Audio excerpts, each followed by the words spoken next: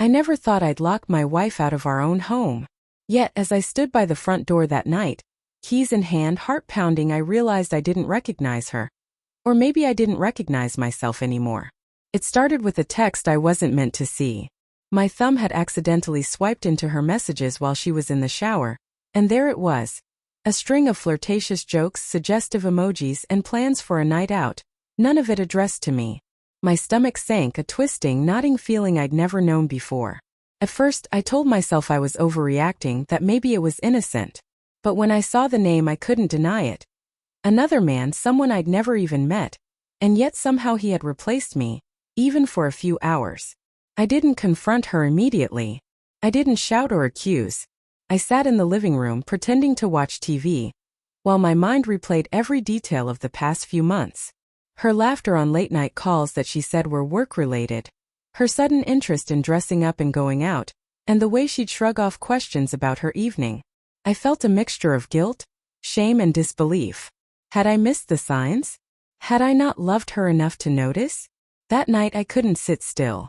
I paced, thinking of all the times we had planned our future. Dreams of traveling, of buying a house, of quiet evenings together.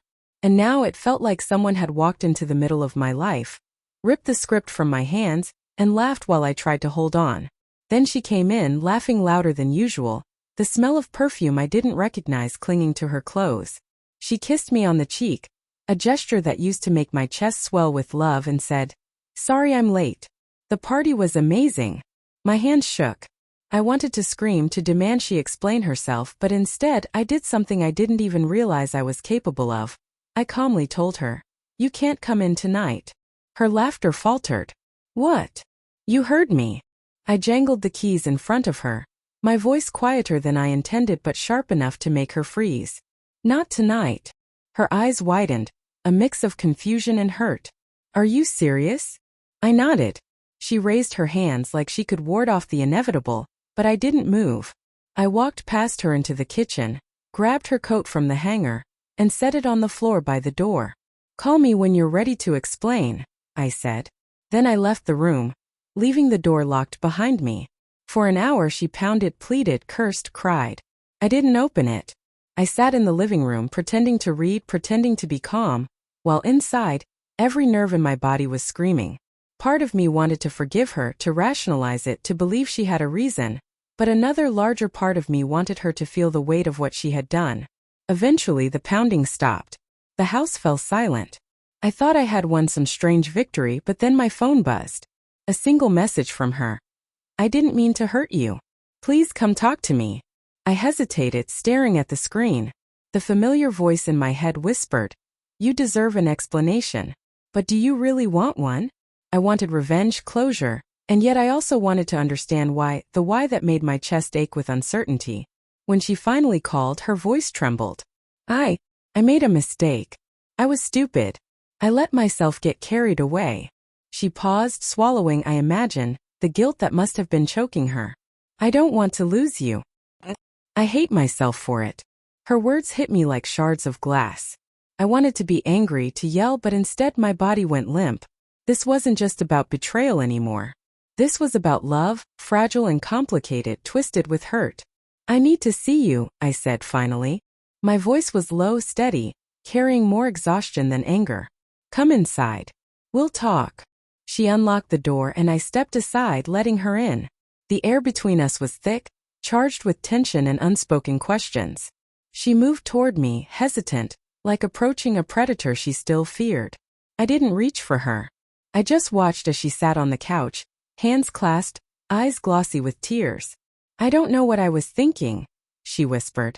"It was just, I don't know." I felt invisible, ignored, like nothing I did mattered. And then, I made the worst decision of my life. I wanted to scream, to throw the words back at her, to make her feel every second of fear, doubt, and betrayal I had felt. But I didn't. I realized that revenge wouldn't heal the gaping hole in my chest. It wouldn't make the late nights, the loneliness, or the questions go away. Instead, I sat across from her, letting the silence stretch. It was heavy, suffocating, and yet somehow necessary. I let her sob, let her apologize, let her beg for forgiveness. And in that silence I understood something I hadn't before. Love doesn't vanish in a single night, but trust can shatter like glass. I need time, I finally said. I need to know if you're really here, if this is really you, not just words. She nodded, tears streaking down her face. I'll do whatever it takes. I'll wait. I'll prove it to you. I didn't know if I believed her. I didn't know if I could. But I also knew one thing. Locking her out wasn't just about punishment. It was about reclaiming a piece of myself I had almost lost. And in her desperate call, in her raw honesty, I caught a glimpse of the woman I had loved, and maybe, just maybe, the one who could find her way back to me. The night stretched on, quiet now, except for the occasional sob, the soft hum of the refrigerator, and my own shaky breaths. I didn't know if this was the beginning of forgiveness, or the final chapter of heartbreak.